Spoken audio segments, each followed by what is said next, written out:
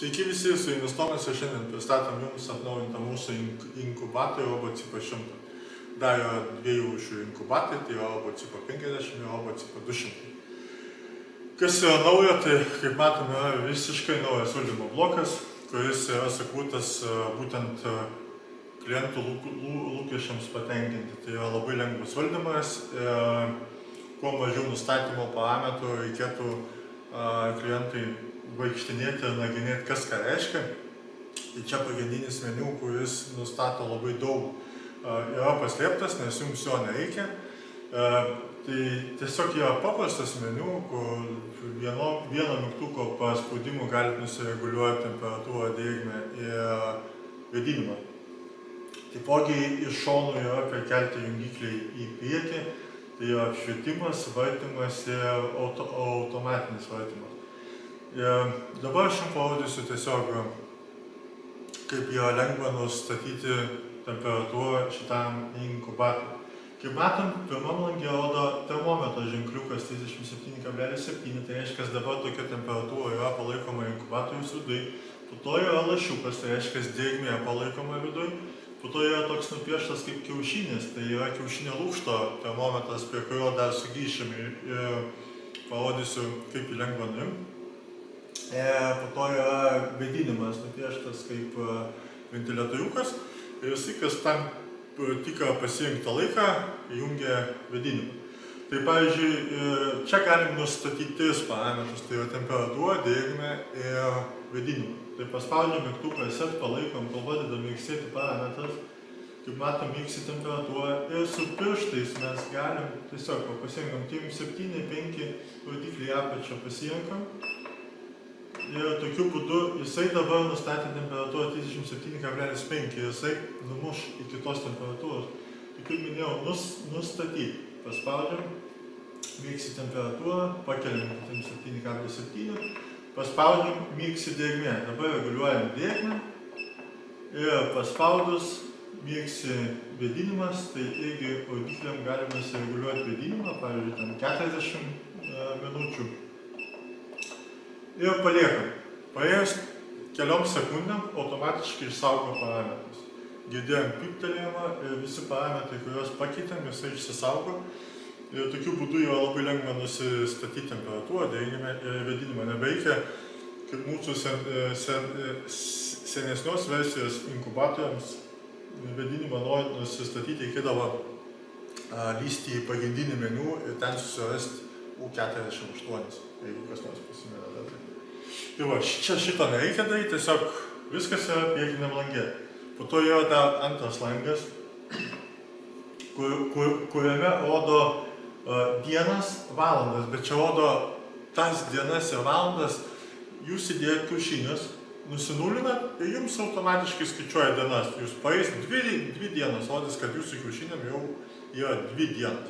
Tai yra irgi papildomai gera funkcija, nebereikia paimti, žymėti ant lapo, kokia diena buvo, kiek jau dienų praėjo. Tiesiog jūs žinot, atėjot, paspaudėt, šiandien yra 6 diena ir 1 valandą, kada yra sudėti kiaušiniai. Tas dienas nunulinti yra labai lengva. Sudėjot kiaušinius ir paspaudžiat rodiklį aukštyn, žemyn ir palaikom. Palaikius pasidaro 0. Viskas. Nuo to laiko pradeda skaičiuoti laiką. Tai matysim įgoj, kol aš kalbėsiu, turės keistis minutės. Tai va, kas daugiau? Kaip minėjau, yra lukšto sensorius. Jis yra ganėtinai lengvai nuimamas, tiesiog viduj atsukam ir nusiemam. Tai va, mes kiaušinio lukšto sensorių nuėjame. Tai mums dabar šitam lange rodo, kad kiaušinio sensorius yra išjungtas. Dėl to, kad mes jį esam nuėmę, jeigu mes paimsim, dabar jį vėl uždėsim atgal, mums iš karto rodo temperatūrą. Tai va. Kaip girdim dabar, kas 10 sekundžių pipsi.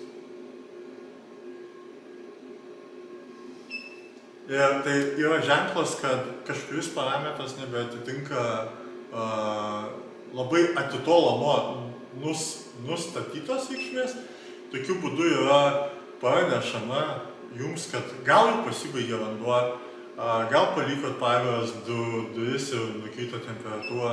Tiesiog šituo atveju dabar nukrito drėgmė 10% ir jisai kas 10 sekundžių trumpa pyptelėjimą duoda.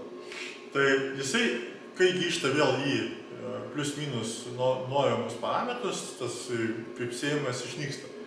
Pagal spec užsakymą susisiekus su mumis papasakosim, kur tą garsą galim išvis išjungti, jeigu jums jo nereikia.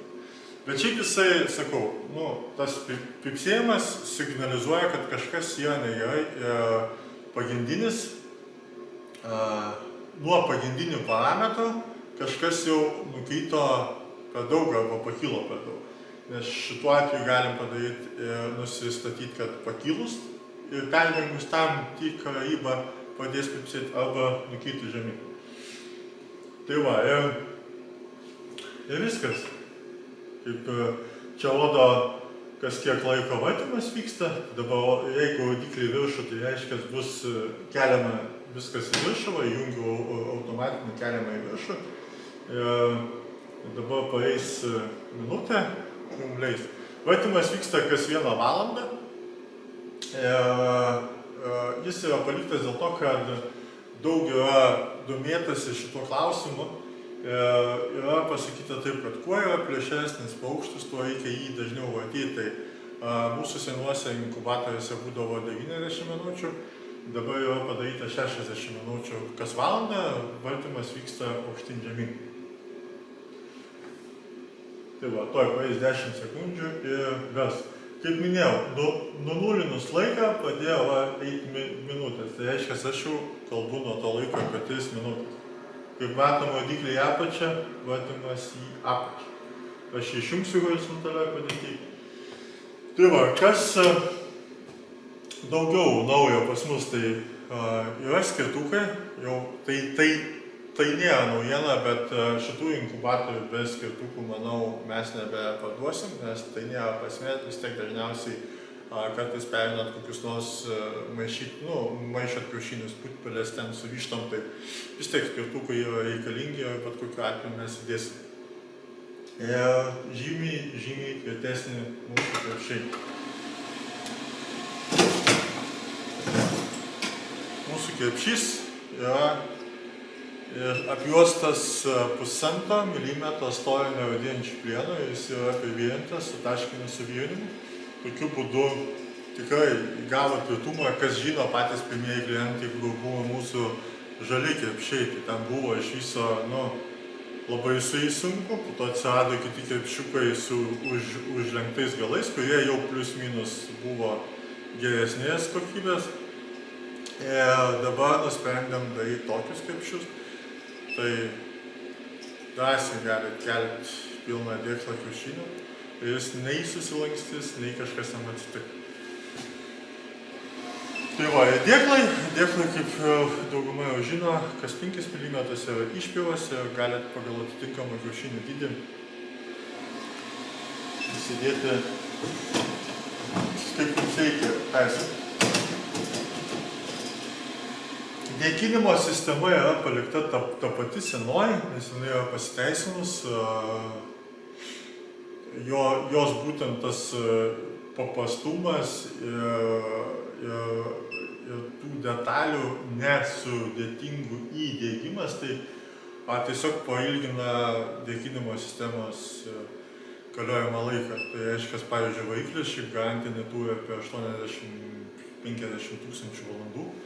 Ventiliatorius, tai joks rūko generatorius šitiek valandų neištauks ir galima apie tai pamiršti. Kitas dalykas, galit net labai kokybišką vandenį. Reiškia, negalit taip pilnai ten šnioti iš belekurios balos, kur yra su smėliu, bet iš čiaupo, kur yra ganėtinai kietas vanduo, tai tikrai galit pilti ją ir nieko neatsitiks, ko negali daryti su kitokio tipo dėkinimo sistemas, tai kas liečia garantuvus, tai kas liečia paukštukus. Tai šita sistema yra patikima ir užsitarnavo savo, kaip sakant, vardą. Sugrįžtant prie valdiklio, labai buvo daug dėmesio atkreipta į temperatūros, svyravimus ir taip toliau. Tai, kaip matom, pasiekus temperatūrą nėra pastoviai šildoma. Valdyklė, kada užsidega, reiškia, tuo metu yra pajungtas šildymo elementas. Tai, kaip matom, dabar jinai mėgsi, reiškia, jinai kas 3 sekundės šildo, 1,5 sekundės nešildo. Ir kuo arčiau tos temperatūros, jisai tarpas didėja. Jeigu jūs padarot pilnai duris, nukrenta temperatūra labai žemai, tada jisai pajungia pilno pajėgumo šildymo elementą. Likus 2 laipsniams pasidaro 50% ir likus 1 laipsniui yra palaikoma šildymas apie 30%. Tai čia vėl priklauso pagal inkubatoriaus dydį, nes, pavyzdžiui, 200 yra paliekama apie 50%, nes jo tūris yra didesnis, o šildymo elementas toks pat.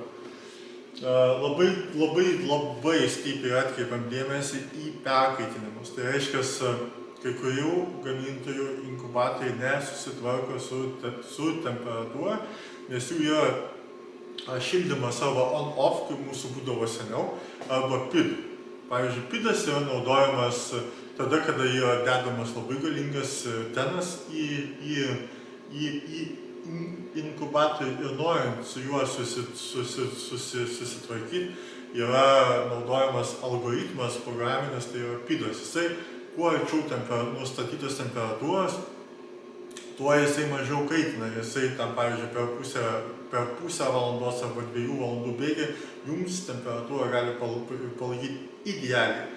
Tai žinot, apie kokius inkubatorius kalbu. Tai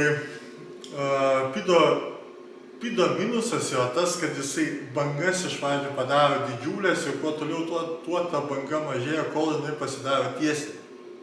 Tai reiškia, kad kiaušiniai grėsmė iki perkaitinimo, ypač paskutiniam dienom, yra nuo pusės valandos ir daugiau. Tai jeigu pusės valandos bėgi neatsistatė temperatūrą, tai per pusę valandos gali jums sunaikinti jūsų paukščiukus paskutiniam dienom. Tai jeigu jūsų kiaušiniai kaista, jūs nusistato 37 ir jūsų kiaušiniai kaista, plus inkubatorius šildo iki 37,5 ir kol jis nukrenta iki 37, kiaušinio lukšto temperatūra yra labai aukšta ir tokiu atveju galim labai stipriai pakenkti kiaušinyje esančiam vaisiui. Tai mes sukūrėme algoritmą tokį, kad atsižvelgiam į tai labai stipriai. Jeigu pas mus viršia 0,2 laipsnio, jisai šildymo elementai iš vis atjungia 100%. Tai reiškia, jis atjungia ir kol nenukrenta, tol jokio šildymo nevyksta. Kas, pavyzdžiui, kituose inkubatoriuose šito nėra. Tai va, nes esmė yra, kiaušinis gali būti vėsesnis ilgiau negu sukaitęs. Tai mes atsižvelgiame tai, kad griežtai yra ribos, kurias peržengus yra maksimaliai atjungiama temperatūra. Ir jeigu viršia 0,3, papildomai pasileidžia šone ventiliatorius ir temperatūra numuša per prievartą. Tai reiškia, kad ir didesnis kiekis kiaušinių bus. Jeigu jums temperatūra kils nuo pačių kiaušinių, visada inkubatorius temperatūrą numušinės automatiškai. Tai toks yra pliusas pas mus. Mano pirminis testas parodė 90% ritimosi rezultatą. Tai šiuo metu mes bandėm tiktais ant vištų kiaušinių, dabar lauksim pavasario, bandysim ant žąsų ir būtinai dalinsimės rezultatais. Ir jeigu reikės, koreguosim perėjimo lenteles. Tai nuo šiandien galite įsigyti mūsų inkubatorius su naujais mūsų valdikliais, kurie yra žymiai patogesni. Tai nebėra akmens amžius, kad ten žiūrėti tos skaičiukus. Žymiai patogesnis, kuris rodo viename ekrane, rodo jums temperatūrą, lukšto temperatūrą, drėgmę, vėdinimą, paspaudus mygtuką rodo kelintoj diena jūsų kiaušiniam praėjo ir kas kiek laiko kiek laiko tiksliau liko iki kito pervertimo ciklo. Tai va, jeigu kilo klausimų, parašykit man asmeniškai arba į Laisvas ūkis. Manau, kad senesnės kartos inkubatoriai mūsų iš rinkos palengva išnyks, o juos užkariaus šitie naujos kartos inkubatoriai su naujais valdikliais, kurie yra ganėtinai galingi, jie yra ganėtinai greiti palyginus su senesnės kartos. Tai su jumis buvo Tomas ir iki.